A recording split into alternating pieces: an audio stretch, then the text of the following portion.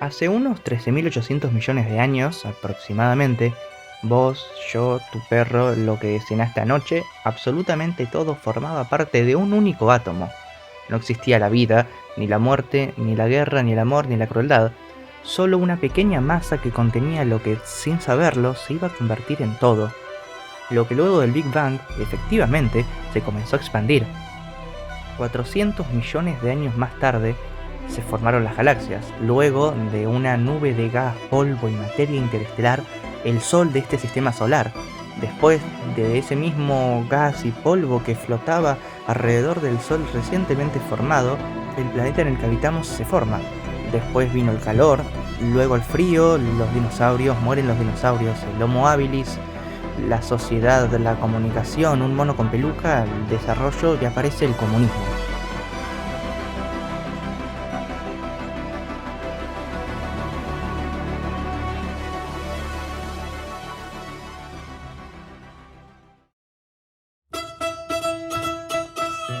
Bueno, en realidad no fue exactamente así el origen del comunismo.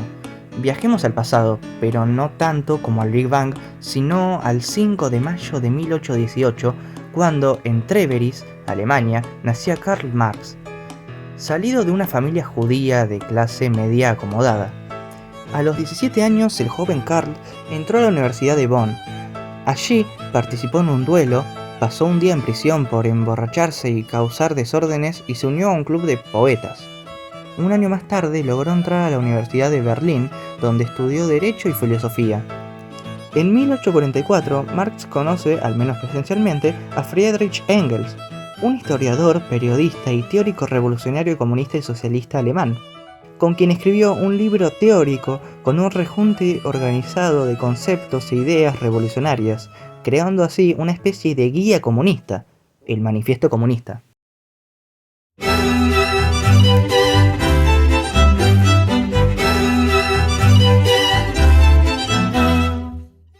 La historia de toda sociedad hasta nuestros días no ha sido sino la historia de las luchas de clases, comienza.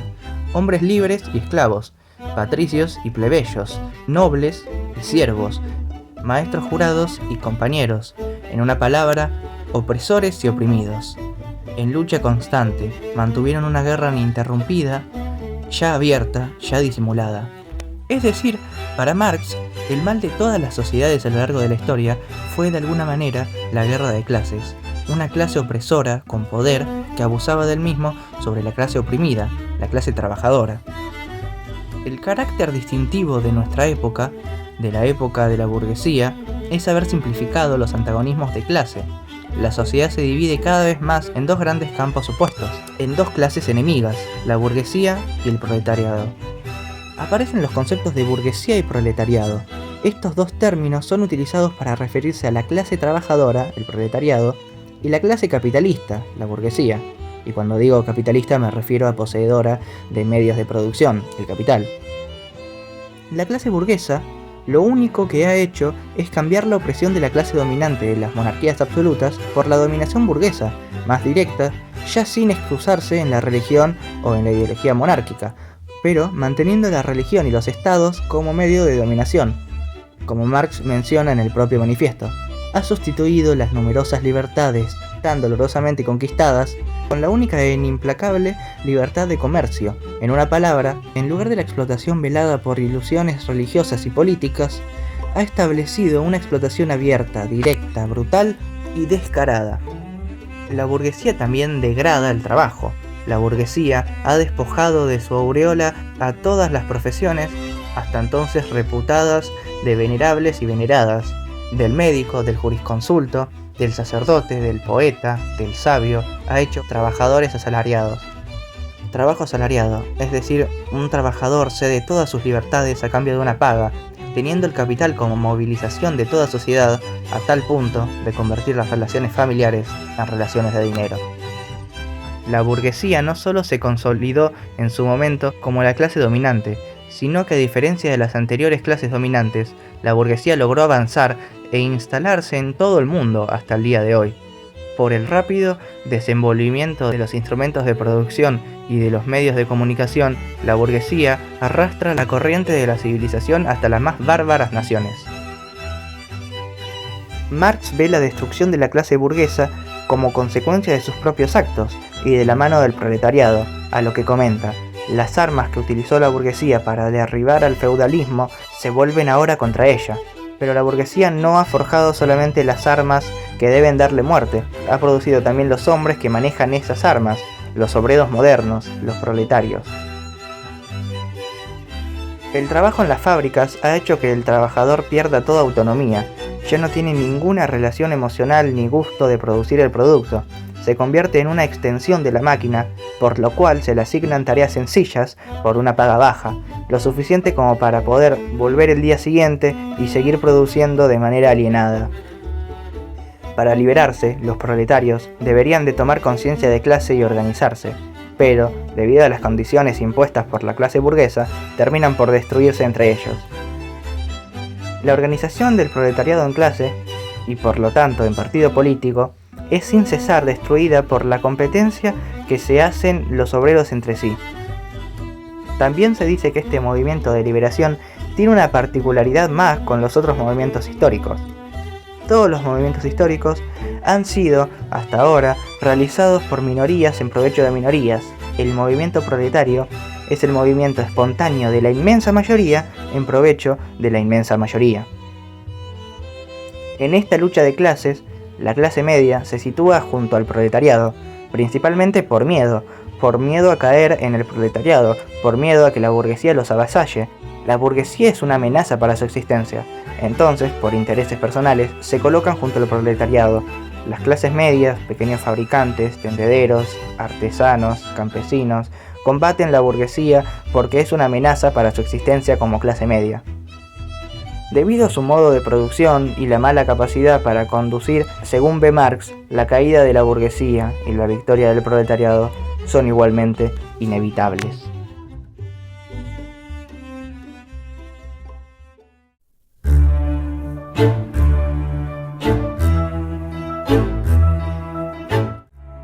Prácticamente, los comunistas son, pues, la fracción más resuelta de los partidos obreros en todos los países, la fracción que arrastra a las otras. Es decir, los comunistas son la expresión en conjunto de las condiciones reales de una lucha de clases. Su objetivo inmediato es el mismo que el de cualquier partido obrero, solo que no siendo un partido, sino un movimiento que evoluciona. La abolición de las relaciones de propiedad actuales no es una característica única del comunismo. Las relaciones de propiedad ya han sufrido transformaciones a lo largo de toda la historia. Algo de lo que se acusa mucho al comunismo es de querer abolir la propiedad privada, querer arrebatarla, cuando esto es falso. Está dicho muy explícitamente por Marx, y cito textualmente: la revolución burguesa, por ejemplo, abolió la propiedad feudal en provecho de la propiedad burguesa. El carácter distintivo del comunismo no es la abolición de la propiedad en general, sino la abolición de la propiedad burguesa. Bueno, y ya que estamos hablando de acusaciones, hay cierta doctrina que se autodenomina portadora de la libertad y acusa al comunismo de interferir en la vida de los individuos, cuando ya vimos en el capítulo anterior que la libertad se pierde cuando se tiene que recurrir al trabajo asalariado. Los comunistas pueden resumir su teoría en abolición de la propiedad privada burguesa. ¿Abolición de la propiedad privada personal, conseguida en base al trabajo propio? No, por supuesto que no. Pero Marx dice que el capital no es una fuerza personal, sino una fuerza social, y cuando el capital sea transformado en propiedad común, solo se perderá su carácter de clase. Los comunistas no buscan abolir la propiedad personal, la educación o las relaciones familiares, sino eliminar la cultura burguesa y el carácter de clase de las mismas. Marx también fue, se puede decir, una de las primeras personas feministas. Un paréntesis para diferenciar feminismo de embrismo. El feminismo, por definición, es la búsqueda de igualdad entre la mujer y el hombre, tanto ante la ley como social y culturalmente. Y sí, un hombre puede ser feminista. El embrismo, por otro lado, es la creencia de que la mujer es superior al hombre, así que ni esto es feminismo. Y aunque esas personas puedan autodenominarse feministas, son en realidad embristas. ¿Y por qué digo que Marx fue una de las primeras personas feministas? Él mismo lo dice en el manifiesto. considera que los burgueses le dan a la mujer el único rol de instrumento de producción, y que tanto él como los comunistas en general buscan darle a la mujer otro rol. Para el burgués, su mujer no es otra cosa que un instrumento de producción. Oye decir que los instrumentos de producción deben ser puestos en común y deduce naturalmente que hasta las mujeres pertenecerán a la comunidad. No sospecha que se trata precisamente de asignar a la mujer un papel distinto del de simple instrumento de producción. La abolición de las clases sociales también acabaría con la explotación de una nación ante otra. Abolir la explotación del hombre por el hombre y habréis abolido la explotación de una nación por otra. El primer paso para la abolición de las clases sociales es llevar a la clase obrera al poder, donde Marx recomienda una serie de medidas que cada país abordará de manera diferente, pero que en los países desarrollados al menos algunas de estas deben ser llevadas a cabo. 1. Expropiación de la propiedad territorial y aplicación de la renta a los gastos del Estado. 2. Impuesto fuertemente progresivo. 3. Abolición de la herencia. 4. Confiscación de la propiedad de los emigrados y rebeldes.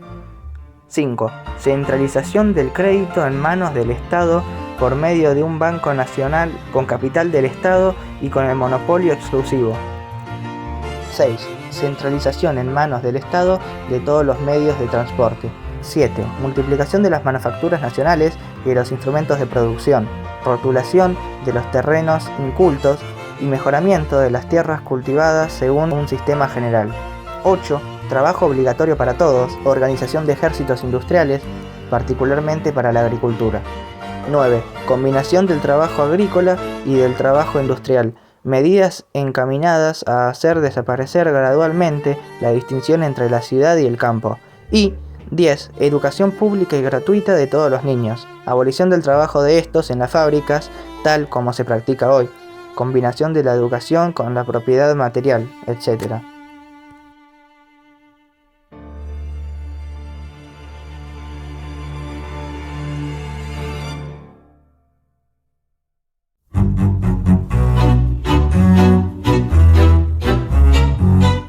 Para ver las fases del comunismo, vamos a establecer un punto de partida y otro de llegada. El punto de partida es el capitalismo, donde los medios de producción son de la clase burguesa, el punto más alto de desarrollo. Y el punto de llegada es el comunismo, una sociedad sin clases, sin Estado y sin explotación. En el medio, a diferencia de los anarquistas, los comunistas creen que debe haber una toma de poder, sea democráticamente o mediante una revolución, donde el proletariado toma posesión del Estado. Esta fase se denomina dictadura del proletariado o socialismo.